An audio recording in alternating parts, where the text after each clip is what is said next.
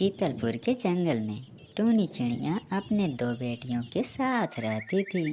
टूनी चिड़िया बहुत ज़्यादा गरीब थी और उसकी प्यारी मासूम सी बेटियां भूखी थी क्योंकि उन्होंने कल से कुछ भी नहीं खाया था। लाडो, तुम लोग कल से कुछ नहीं खाई हो। मैं तुम दोनों के लिए जंगल से भोजन लाने जा रही हूँ। तुम दोनों आपस में लड़ाई ना करना। ठीक है मम्मा, आप जाएं। हम आपस में लड़ाई नहीं करेंगे। चिड़िया जंगल में भोजन ढूंढने चली जाती है। चील टूनी को जंगल की तरफ जाते हुए देख लेते हैं। उधर चिड़िया भोजन तलाश करने बहुत दूर चली जाती है, पर उसे कहीं दाना दिखाई नहीं देती है। चिड़िया एक पेड़ पर बैठ जाती है। तभी कबूतरी आते हुए दिखाई देती है। अरे टूनी, तुम इधर कहाँ जा रही हो?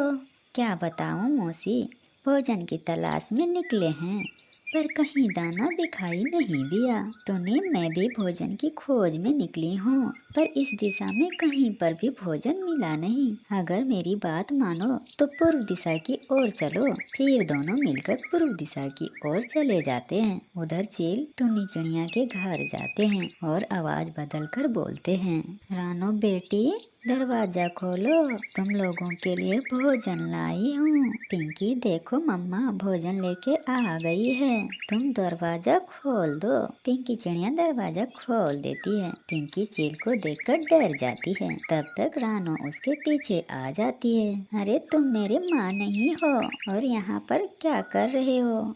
अभी के अभी मेरे घर से निकलो। चील रानो और पिंकी को अपने पंजे में पकड़कर पूर्व दिशा की ओर उड़ जाते हैं। चील उड़ते हुए ले जा रहे थे। पिंकी चिड़िया रोते हुए जा रही थी। टूनी चिड़िया उसी दिशा में भोजन के लिए नीचे बैठी थी। तभी टूनी को पिंकी की रोने की आवाज सुनाई दिया। अरे मेरी बेटी पिंकी की आवाज लग रही है। इस जंगल में ये क्या करने आई है? चिड़िया उड़ती है और एक पेड़ के ऊपर बैठ जाती है। अरे ये दुष्ट चील तो मेरे दोनों बच्चे को पकड़ कर ले जा रहे हैं। मेरे दोनों बच्चे को मारकर खाने से पहले मैं उसे बचाना होगा। ये चिड़िया चील के पीछे पीछे जाने लगती है।